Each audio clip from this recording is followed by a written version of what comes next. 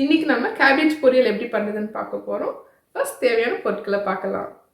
2 table spoons எண்ணெய், ஒரு சின்ன வெங்காயம் பொடியாக நறுக்குனது, உப்பு தேவையான அளவு, துருவின தேங்காய் கொஞ்சம், கொத்தமல்லி கொஞ்சம் கட் பண்ணது, 1 டீஸ்பூன் கடுகு, பச்சை மிளகாய் கொஞ்சம், 1 டீஸ்பூன் உளுந்தம்பருப்பு, 1 டீஸ்பூன் கடலைப்பருப்பு, கருவேப்பிலை கொஞ்சம், 3 பெரிய பூண்டு பொடியாக நறுக்குனது, 3 கப் சின்னதாக கட் பண்ண கேபேஜ்.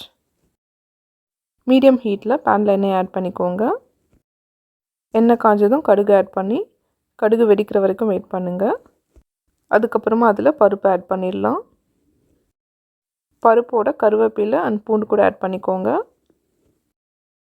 ஃபியூ செகண்ட்ஸ் நல்லா சாட்டே பண்ணிவிட்டு வெங்காயம் ஆட் பண்ணிவிடுங்க. கொத்தமல்லி கூட கொஞ்சம் ஆட் பண்ணி வெங்காயத்தை ஒரு ஃபியூ மினிட்ஸ் வதக்குங்க. இப்போவே தேவையான அளவு உப்பு கூட ஆட் பண்ணிக்கலாம். ஃபியூ மினிட்ஸ் வெங்காயம் நல்லா வதங்கினதும் அதில் கட் பண்ணி வச்சுருக்கிற கேபேஜ் ஆட் பண்ணிடலாம். நம்ம கேபேஜை மற்ற இன்க்ரீடியன்ஸோடு நல்லா மிக்ஸ் பண்ணிக்கோங்க.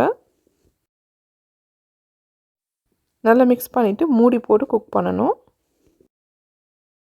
லோ ஹீட்டில் குக் பண்ணுங்கள். நடுவில் மூடி எடுத்துகிட்டு திருப்பி விட்டுட்டே இருங்க. கேபேஜை ஃப்ரை பண்ணிடாமல் இந்த மாதிரி மூடி போட்டு ஸ்டீம் குக் மாதிரி பண்ணுறோம். அப்போ தான் கலர் ரொம்ப மாறாமல் பார்க்குறதுக்கு வெள்ளையாகவே நல்லா இருக்கும்.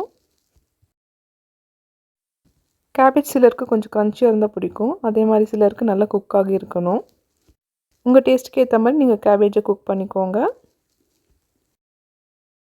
கொஞ்ச நேரத்தில் கேபேஜ் நல்லா குக் ஆகியிருக்கும். இந்த மாதிரி உங்களுக்கு தேங்காய் பிடிக்காதுன்னா நீங்கள் ஸ்டவ் ஆஃப் பண்ணிவிட்டு சர்வ் பண்ணிடலாம். இப்படியே உங்களுக்கு தேங்காய் பிடிச்சா இந்த ஸ்டேஜில் தேங்காய் ஆட் பண்ணிக்கோங்க. துருவின தேங்காய் இல்லை டெசிகேட்டட் கோகோனட் கூட ஆட் பண்ணலாம்.